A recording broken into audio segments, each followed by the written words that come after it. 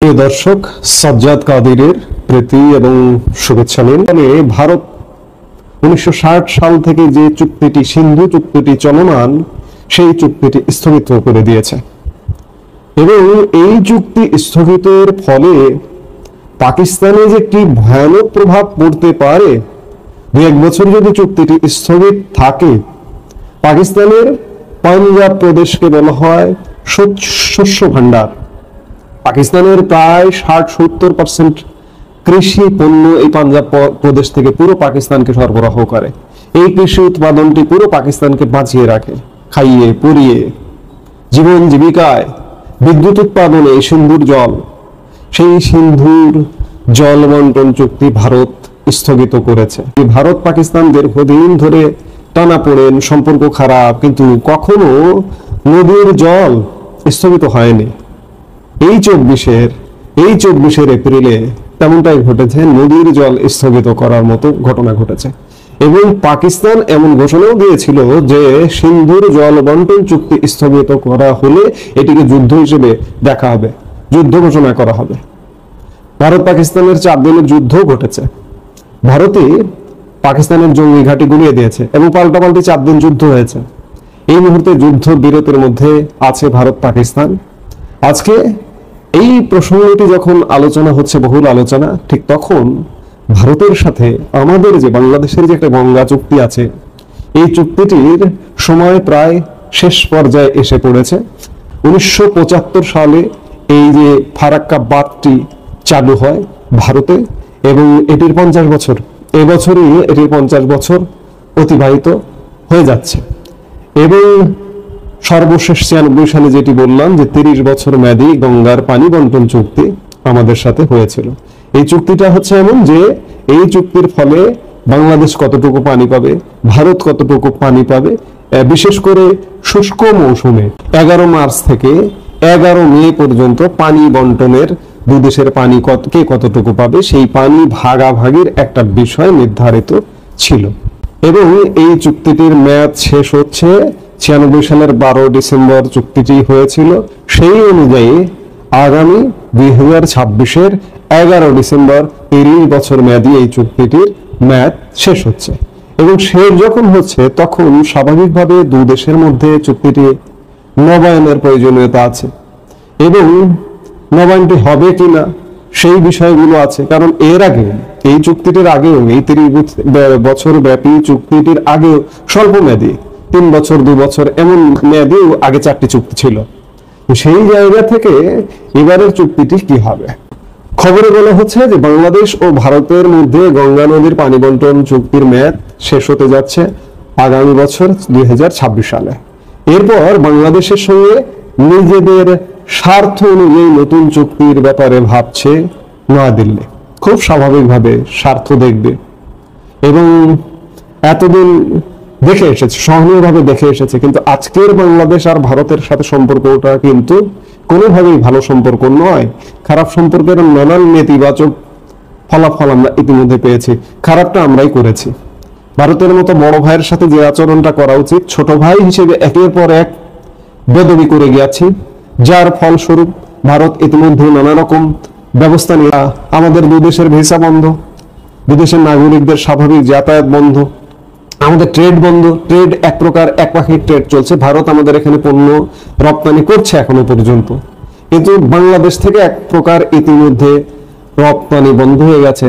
স্থল বন্দর দিয়ে ভারতে আমরা যে কিছু পণ্য রপ্তানি করতাম, সেটি কিছু বলতেও বেশ অনেকটাই, $2-2.5 বিলিয়ন বাৎসরিক আমরা ভারতের বাজারে পণ্য রপ্তানি করতাম, সেটি স্থল বন্দর দিয়ে রপ্তানি করা বন্ধ হয়ে গেছে। ভারতের মাধ্যমে আমাদের একটা ট্রান্সশিপমেন্ট সুবিধা ছিল। ট্রান্সশিপমেন্ট সুবিধাটা কি আপনারা জানেন, আমরা বিভিন্ন ভিডিওতে আলাপ করেছি, বিস্তারিত আর বলে লাভ নেই। সেখান থেকেও আমাদের $2-2.5 বিলিয়ন ক্ষতি হয়ে গেল। অর্থাৎ ব্যবসা এবং ট্রান্সশিপমেন্ট মিলিয়ে আমাদের $4-4.5 বিলিয়ন ক্ষতি হয়ে গেছে ভারতের সাথে। এই ক্ষতিগুলো আমরা নিজেরাই নিজেদের ক্ষতি করছি। এবার গঙ্গা চুক্তি, গঙ্গার পানি বন্টন নিয়ে আমরা ক্ষতিগ্রস্ত হতে যাব বলে দ্য টাইমস অফ ইন্ডিয়া 2 দিন আগে একটি খবর দিয়েছে।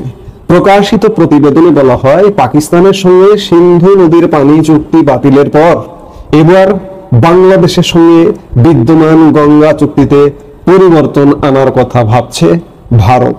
গঙ্গার পানি বন্টন বিষয়ক চুক্তিটির মেয়াদ 2026 সালে শেষ হবে। আমি খানিক আগে যেটি বললাম, 30 বছর আগে 1996 সালে এই চুক্তিটি কার্যকর হয়েছিল।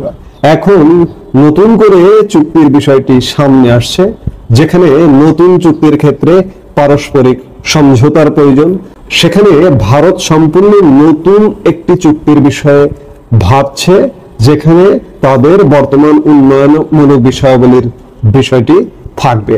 ভারত সরকারের সংশ্লিষ্ট মহল মনে করছে 1996 সালের পুরনো চুক্তির কাঠামো বর্তমান সময়ের সঙ্গে খাপ খাচ্ছে না। জলবায়ু পরিবর্তন, কৃষি সম্প্রসারণ, বিদ্যুৎ উৎপাদন ও নদীবন্দর ব্যবস্থাপনার মতো নানা কারণে শুষ্ক মৌসুমে ভারতের পানির চাহিদা বহুগুণে বেড়ে গেছে। ফলে আগের চুক্তির আওতায় নির্ধারিত পানি সরবরাহ দেশটির জন্য প্রয়োজন পূরণ করতে পারছে না। ভারতের পরিকল্পনা অনুযায়ী প্রতি বছর মার্চ থেকে মে মাস পর্যন্ত ফারাক্কা ব্যারেজ থেকে তারা আরো অতিরিক্ত 30 থেকে 35 হাজার কিউসেক পানি নিতে চায়। তাদের দাবি, বর্তমান উন্নয়নমূলক কর্মকাণ্ডের জন্য এই বাড়তি পানির প্রাপ্যতা জরুরি। ফারাক্কাবাদ পশ্চিমবঙ্গের মালদা জেলায় অবস্থিত হয় এ বিষয়ে রাজ্য সরকারের মতামত গুরুত্বপূর্ণ। এদিকে টাইমস অফ ইন্ডিয়া জানিয়েছে, এই নতুন চুক্তির পক্ষে ভারতের কেন্দ্রীয় সরকারের পাশাপাশি পশ্চিমবঙ্গ সরকারও একমত। তাদের মতে এখন যে পরিমাণ পানি দরকার তা বর্তমান চুক্তির আওতায় পাওয়া সম্ভব নয়। যেটি হোক, টাইমস অফ ইন্ডিয়া বলেছে, আমরা আগে থেকে বেশ কিছুদিন ধরে এমনটা আভাস পাচ্ছিলাম যে আমাদের আসন্ন যে গঙ্গা পানি বন্টন চুক্তির মেয়াদ শেষ হচ্ছে, এ ব্যাপারে দুই দেশের আলাপ আলোচনাও সন্তোষজনক পর্যায়ে এখন পর্যন্ত নয়, কারণ সময় খুব বেশি নেই। এর মধ্যে আলাপ আলোচনা শুরু হওয়া দরকার। এবং আমরা দেখছি যে অন্যান্য সংকট শুরু হয়ে গেছে বাংলাদেশের সাথে ভারতের। পানিতেও সংকট যে শুরু হবে, এটি আমরা বেশ কিছুদিন যাবতই ধারণা করছিলাম। টাইমস অফ ইন্ডিয়ার নিউজের প্রেক্ষিতে এটি অন্ততপক্ষে স্পষ্ট যে বাংলাদেশ শুষ্ক মৌসুমে ভারতের কাছ থেকে আগে যেভাবে পানি পাচ্ছিল, এখন থেকে সেই পানি পাবে কিনা, চুক্তিটি যদি ভারত যেভাবে চাইছে সেইভাবে যদি ভারত নেয়, একতরফাভাবে নেয়, একতরফাভাবে নিলে কি বা করার আছে? আন্তর্জাতিক আইন আছে, জাতিসংঘ সনদ আছে, উজানের পানি কিভাবে বন্টন হতে পারে কিংবা কেউ আটকে রাখতে পারে কিনা, যাই থাকুক না কেন, পাকিস্তানের সঙ্গে নেই। পাকিস্তানের সিন্ধুর জল আটকে দিল ভারত, দিচ্ছে না। আজকে যদি বাংলাদেশের গঙ্গার জল ভারত আটকে দেয়, এই যে বাড়তি 30-35 হাজার কিউসেক পানির কথা বলছে, আমাদের বন্টনটা এমন যে প্রতি বছর 11 মার্চ থেকে 11 মে পর্যন্ত 70 হাজারের নিচে যদি পানি থাকে গঙ্গায়, তাহলে বাংলাদেশ কমপক্ষে 35 হাজার কিউসেক পানি পাবে। এবং যদি এটা 70 থেকে 70-এর বেশি থাকে, তাহলে ভারত নিজেদের 40 হাজার কিউসেক পানি রেখে বাকিটা বাংলাদেশকে দিতে পারবে। এমন চুক্তির সারমর্মটি বা বন্টন চুক্তিটি এমন। কিন্তু সেই জায়গায় আজকে ভারত আবার অতিরিক্ত 30 থেকে 35 হাজার কিউসেক পানি নিতে চায়। এই পানিটা কোথা থেকে আসবে? যদি ভারত অতিরিক্ত 30-35 হাজার পানি নিতে চায়, তাহলে কি দাঁড়াবে? একবার চিন্তা করুন যে 70 হাজার কিউসেক পানি শুষ্ক মৌসুমে বা এর বেশি আছে, ভারত যদি বাড়তি আরো, তাহলে আমরা তো কোনো পানি পাবো না, পুরোপুরি আটকে দিবে। অর্থাৎ সিন্ধুর জলে পাকিস্তানকে যেভাবে মেরে দেওয়া হচ্ছে, মেরে দেবে ভারত পাকিস্তানের আচরণের কারণে। আজকে বাংলাদেশের আচরণও ভারতের কাছে সেই রকম পর্যায়ে চলে গেছে। এই 30-35 হাজার বাড়তি পানি, কিউসেক পানি ভারতের প্রত্যাশার জায়গাটি এটি পরিষ্কার করে যে আমাদের গঙ্গা চুক্তির মাধ্যমে পদ্মা নদী দিয়ে যে পানিটা প্রবাহিত হতো, সেটি এক প্রকার আটকে দেবে। আমাদের দেশে যতটুকু পানি থাকে ততটুকু পানি পেয়ে আমাদের শান্ত থাকতে হবে।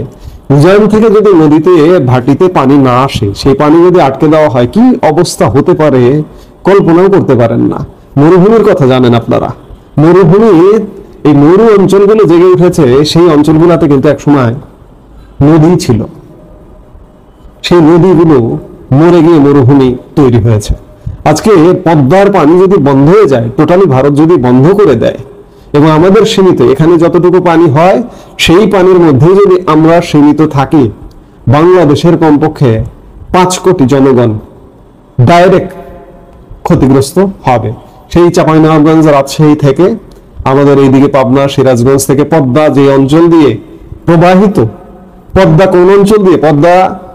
পদ্মা সেতু আপনি বোঝেন তাহলে কোথা থেকে কোথায় এসে, যে পদ্মা নদীর উপর দিয়ে কিন্তু পদ্মা সেতুটি চলে গেছে। তো এই খরস্রোতা পদ্মা যদি পানি স্বল্পতায় ভোগে কি অবস্থা হবে? বাংলাদেশের জীবন জীবিকা, বাংলাদেশের কৃষিকাজ, মৎস্য, বিদ্যুৎ সব ক্ষেত্রে ভয়ানক বিপর্যয়ের মধ্যে পড়বে বাংলাদেশ। আজকে ভারত বাংলাদেশ সম্পর্কটা ভয়ঙ্কর খারাপের পরিণতিতে আজকে নতুন নতুন শঙ্কা যাচ্ছে। ব্যবসা বাণিজ্য বন্ধ হয়ে গেছে, ট্রান্সশিপমেন্ট বন্ধ হয়ে গেছে, ভিসা বন্ধ হয়ে গেছে। আজকে যদি পানি বন্ধ হয়ে যায় বাংলাদেশের সাথে ভারতের, আমরা কি পরিমাণ হুমকির মুখে আছি একবার চিন্তা করুন। এই হুমকি থেকে উত্তরণের একমাত্র উপায় ভারত বিরোধিতা নয়, ভারতের সাথে বাংলাদেশের ইতিবাচক একটা যৌক্তিক সম্পর্ক বজায় রাখা। আজকে বাংলাদেশের অবস্থাটা এমন, এই অন্তর্বর্তীকালীন সরকারটি সরকারিভাবে রাষ্ট্রীয়ভাবে ভারত বিরোধিতায় নেমেছে, এবং রাষ্ট্রীয়ভাবে ভারত বিরোধিতায় নেমে আমাদের কি পরিমাণ ক্ষতি করছে বাংলাদেশের জনগণের, এগুলো যদি না বোঝা হয়, না যদি বুঝে, পদ্মা পাড়ের জনগণ কোথায় গিয়ে দাঁড়াবে কল্পনাও করতে পারছেন না। ভারত সকল আইনের তোয়াক্কা করে, আন্তর্জাতিক আইনের তোয়াক্কা করে ধরুন 5 বছর পদ্মার পানি পুরোপুরি বন্ধ করে দিল, যেহেতু সেখানে ফারাক্কা বাঁধ দেওয়া আছে, বাঁধটা বন্ধ করে রাখলো শুষ্ক মৌসুমে। 5 বছর যদি এমনটা করে তাহলে কি অবস্থা হবে আপনি কল্পনা করুন। কাজেই এর থেকে উত্তরণের একমাত্র উপায় কূটনৈতিক নিবিড় যোগাযোগ, কূটনৈতিক ভালো সম্পর্ক, এবং ভালো সম্পর্কের মাধ্যমে আজকে পানি সমস্যা থেকে উত্তরণ হওয়া সম্ভব। জানি না বাংলাদেশ সরকার বাংলাদেশের জনগণকে, এই মুহূর্তে যে সরকারটি আছে এই সরকারটি কতটা জনগণের প্রতিপক্ষ হবে, কতটা জনগণকে মারবে। এবং এক শ্রেণীর জনগণও সারাদিন ভারত বিরোধিতা করে, কিন্তু ভারত বিরোধিতার দীর্ঘস্থায়ী ফলাফল ইনস এন্ড আউট চিন্তা করে না যে কি হতে পারে। আমি বলবো জনগণেরও এগুলো চিন্তা করা উচিত। এবং আমি বারবার একটি কথা বলি যে বাংলাদেশের যে সরকার ভারত বিরোধিতা না করে জনগণের মধ্যে এই প্রচারটি করা উচিত যে তোমরা ভারত বিরোধিতা করো না, তোমার বাড়ির পাশের বাড়ির লোকের সাথে ঝগড়া করো না, এই ঝগড়ার পরিণতি ভালো হবে না। রাষ্ট্রীয়ভাবে এমন প্রচারণা করা উচিত। এবং ভারতের সাথে আমাদের কি স্বার্থ সংশ্লিষ্ট বিষয় আছে, আমাদের স্বার্থটাই যে বেশি, এবং আমাদের ভারতকে কনভিন্স করে ভারতের কাছে সুবিধা নিতে হবে, এই যৌক্তিকতাটা বোঝাতে হবে। নইলে পানি নিয়েও আমরা আরেক বিপদের মধ্যে পড়তে যাচ্ছি, এটি এক প্রকার নিশ্চিত। আসসালামু আলাইকুম রহমতুল্লাহি ওয়া বারাকাতুহু। সম্মানিত দর্শক, চলতি বছর অর্থাৎ 2025 সনের জুন মাসের 28 তারিখ শনিবার আমাদের রাজধানী ঢাকাতে এমন একটা ঐতিহাসিক রাজনৈতিক সম্মেলন, সমাবেশ এবং যাকে বলা হয় রাজনীতির নতুন মেরুকরণের একটা শোডাউন হয়ে গেল। এটি অভূতপূর্ব, মানে ইতিপূর্বে কখনো হয়নি। এবং এটির এই মুহূর্তে যে গুরুত্ব, সেই গুরুত্ব গত 6 মাসে যে রাজনৈতিক সমীকরণগুলো বাংলাদেশে হয়েছে, সকল রাজনৈতিক সমীকরণ একেবারে উল্টে দিয়েছে। এখন রাজনীতির যে হিসাব গত 10 মাস ধরে চলছিল, আর গত 6 মাস ধরে যে হিসাবটি মোটামুটি একটা সমীকরণে অর্থাৎ ফলাফলে দাঁড়ানোর আশায় ছিল, এই সমাবেশের মাধ্যমে একটা নতুন যোগফল তৈরি হতে যাচ্ছে। আপনারা জানেন যে শনিবার দিন 28 জুন তারিখে ইসলামী শাসনতন্ত্র আন্দোলন, মোটামুটি এটা সারা বাংলাদেশে চরমোনাই পীর সাহেবের রাজনৈতিক দল হিসেবে পরিচিত। সারা বাংলাদেশে তাদের অসংখ্য ভক্ত রয়েছে, মুরিদান রয়েছে। তাদের মধ্যে আকীদাগত মিল অমিল রয়েছে অনেক রাজনৈতিক এবং ধর্মীয় সংগঠনের, বিশেষ করে জামায়াত ইসলামীর। তো এই দূরত্ব দূর করার জন্য মতিউর রহমান নিজামী সাহেব, গোলাম আজম সাহেব, মাওলানা দেলোয়ার হোসেন সাইদি সাহেব, আলী হাসান মুজাহিদি সাহেব সহ জামাতের শীর্ষ নেতৃবৃন্দ এবং ইসলামী জগতে যারা জামাতের যে বিরুদ্ধ পক্ষ, যারা মূলত মাজার কেন্দ্রিক, পীর কেন্দ্রিক বা নিজেদেরকে আহলে সুন্নাত ওয়াল জামাত বলেন, কিংবা যারা নিজেদেরকে আহলে হাদিস বলেন, তাদের সঙ্গে একটা সম্মিলিত ঐক্য করার জন্য, একটা মোর্চা করার জন্য সবাই চেষ্টা করেছেন, কিন্তু অতীতে এটা হয়নি। কিন্তু এবার শেখ হাসিনার পতনের পর এই জিনিসটি হয়ে গেছে। প্রথমে একে অপরের সঙ্গে শুভেচ্ছা বিনিময়, বৈঠক, চরমোনাই পীর সাহেবের বাড়িতে গেলেন জামাতের আমির, আবার চরমোনাই পীর সাহেব জামাত সম্পর্কে, জামাতের আমির সম্পর্কে খুব ভালো কথা বললেন। অন্যান্য যে সমস্ত রাজনৈতিক দল জামাত থেকে যারা আলাদা হয়ে এবি পার্টি করেছিল, তাদের মধ্যে যে দ্বন্দ্ব সংঘাত ছিল, সেটাও নিষ্পত্তির জন্য দুই পক্ষ থেকে, অর্থাৎ এবি পার্টি এবং জামাত, তারা ইতিবাচক কথা বলছিল। আর এই যে এনসিপি, মূলত এটি প্রথম থেকেই জামাত ফান্ডেড, জামাতের পেট্রন এবং জামাতের সার্বিক সহযোগিতায় কোটা বিরোধী আন্দোলন যখন শুরু হলো, ভিপি নুরুর সেই প্রথম জমানা থেকেই জামাতের সঙ্গে তাদের একটা আত্মিক মানে হৃদয়ের, আর্থিক, অর্থনৈতিক, লজিস্টিক মানে জামাতের নেতাকর্মীদেরকে দিয়ে সাহায্য সহযোগিতা করা, এবং ইন্টেলেকচুয়াল মানে বুদ্ধি দিয়ে, পরামর্শ দিয়ে সাহায্য সহযোগিতা করা, এই কাজটি জামাত করে আসছিল। পরবর্তীতে ভিপি নুরু ভিপি হলেন, সেখানেও জামাতের একটা বিরাট ভূমিকা ছিল। এটি ভিপি নুরুর বিজয় মানে আওয়ামী লীগকে চ্যালেঞ্জ জানিয়ে জামাতের বিজয় ছিল ঢাকা বিশ্ববিদ্যালয়। ভিপি নুরু খুব কৌশল করে প্রধানমন্ত্রী শেখ হাসিনার সঙ্গে সম্পর্ক করার চেষ্টা করেছেন, এটা রাজনৈতিক কৌশল ছিল। কিন্তু জামাতের সঙ্গে তার যে সম্পর্কটা, এটা কখনোই জামাতে অস্বীকার করেনি, সেও অস্বীকার করেনি, এবং জামাত সবসময় তাকে একটা ছায়ের মতো তাকে বার্তা দিয়েছে। পরে সে গণ অধিকার পরিষদ করেছে, বিএনপির সঙ্গে সে মোর্চা করেছে, তারেক রহমান সাহেবের সঙ্গে তার এত সম্পর্ক হয়ে গেছে যে তারেক রহমান সাহেব তাকে সবার আগে মনোনয়ন দিয়ে দিয়েছে, বিএনপির মনোনয়ন দিয়েছে। কিন্তু এই যে জামাতের সঙ্গে তার যে সম্পর্কটি, এই সম্পর্কে তারেক রহমান সাহেব জানতেন কি জানতেন না, বা এখানে তারেক রহমান সাহেব পলিটিক্স করছেন না নুরু পলিটিক্স করেছেন, এটা আলাদা একটা বিষয়। কিন্তু ফ্যাক্ট হলো পুরো ঘটনাটাই জামাতের একটা যে ধারাবাহিক রাজনৈতিক পলিসি, গণ অধিকার, নুরু এবং এনসিপি, কোটা বিরোধী আন্দোলন, হাসিনা বিরোধী আন্দোলন, যেটা তারা শুরু করেছিল 2012 থেকে এখন পর্যন্ত একই ধারায় তারা সেটা চালাচ্ছে। দ্বিতীয়ত জামাত যেটা চালাচ্ছে সেটা অন্যান্য রাজনৈতিক দলগুলোর সাথে সম্পর্ক স্থাপন, এবং সেটাও তারা ধারাবাহিকভাবে করেছে। এবং এই যে জামাত থেকে বের হয়ে যারা এবি পার্টি করেছে, তারা সেই শেখ হাসিনার জমানাতে সরকারের সাথে, ডিজিএফের সাথে তাদের সম্পর্ক এমন ছিল যে আসলে তাদেরকে কখনোই বিপত্তিতে পড়তে হয়নি। খুব কৌশলে তারা সেই কাজগুলো করে গেছে। কিন্তু তারা তাদের যে এইম, যেটি জুন মাসের 28 তারিখে তারা প্রদর্শন করেছেন, সেই এইম থেকে তারা বিচ্যুত হয়নি।